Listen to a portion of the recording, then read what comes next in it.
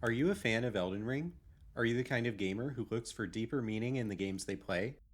With its unique blend of environmental storytelling and daunting gameplay, Elden Ring will not only entertain you, but will also push you toward a deeper understanding of the human psyche. So let's get ready to reflect on the world of the Lands Between and find the hidden truths inside a game that's played like no other. But before we get started, I'm Dr. Daniel Kaufman, and the day has finally come where I can share this talk with all of you. The reason is that the Psychology of Elden Ring is finally released, and it's available for people to read and listen to. This is my second Psychology of Games book where I've written a chapter, and I just could not wait to talk with all of you about why Elden Ring and games like it make such a big difference to me as a gamer and mental health professional. Now back to Elden Ring. Whether you are maidenless or you know exactly what kind of tarnish you're meant to be, brace yourself. We're about to unravel the enigma of the mind's abyss that happens inside all of us while we play Elden Ring. At the heart of Elden Ring lies a powerful force, the fusion of George R.R. Martin's visionary storytelling and Hidetaka Miyazaki's masterful game design. This collaboration ignites the psychological fire, enticing players to embark on an unparalleled odyssey of self-discovery. While you explore the majestic landscapes of Elden Ring, you encounter treacherous obstacles and formidable adversaries. Everything in this world can kill you in only a few hits. Every step becomes a test of your mental resilience. It challenges you to overcome the depths of your own resolve. How many times are you willing to die to make it past this one spot?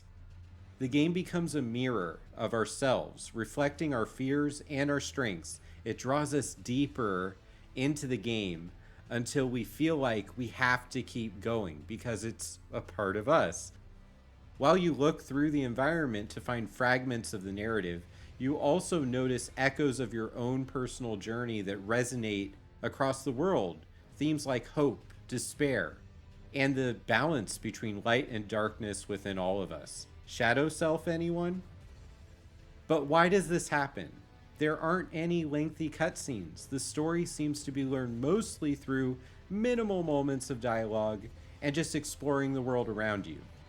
The answer comes from the monomyth, a concept often attributed to the work of Joseph Campbell, a mythology expert who published Hero with a Thousand Faces.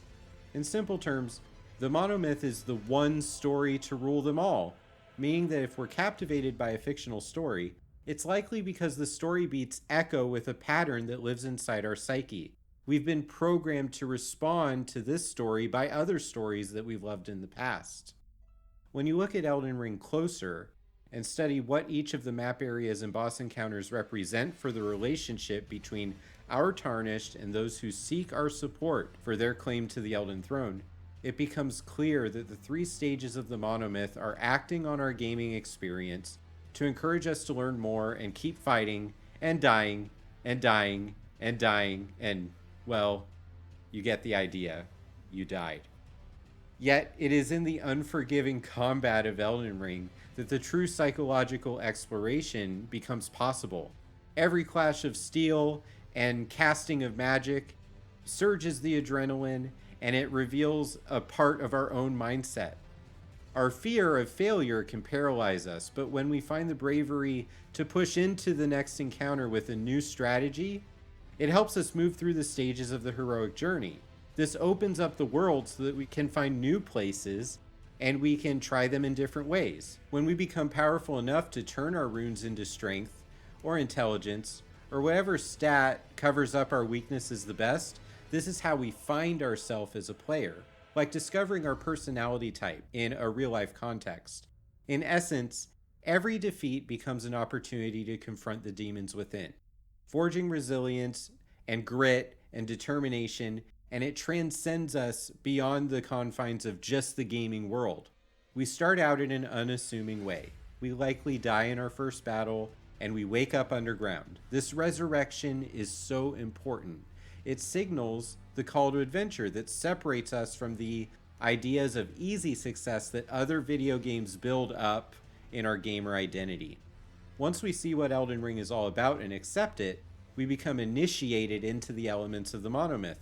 crossing the threshold psychologically into the Soulsborne style of the game in the same way that's echoed in our opening the door to step into the upper world of the Lands Between for the first time.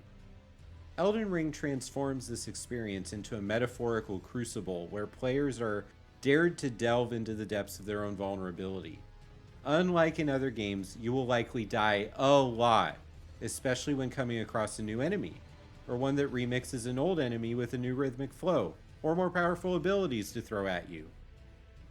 By accepting our failure as a stepping stone, we find a pivotal moment of growth, and this helps us find self-improvement that emerges from the ashes of defeat.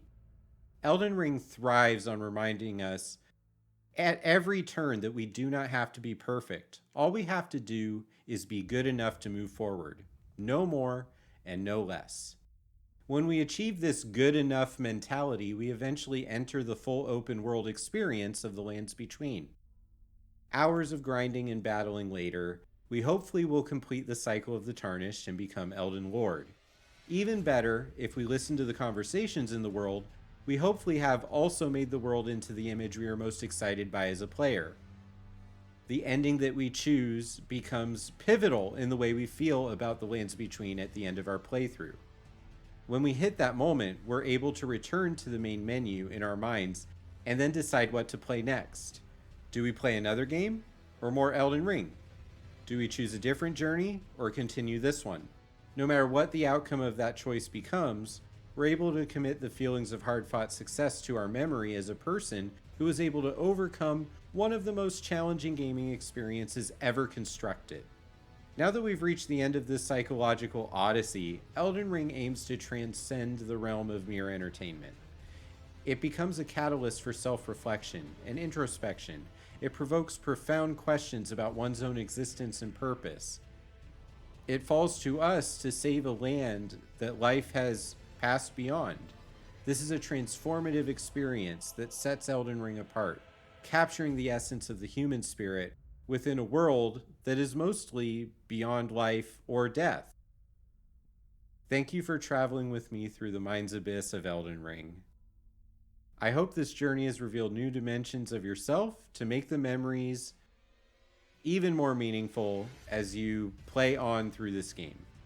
If you're interested in hearing more ideas about the gamer's journey inside games like Elden Ring, please remember to subscribe to our channel and share your interests and thoughts in the comments.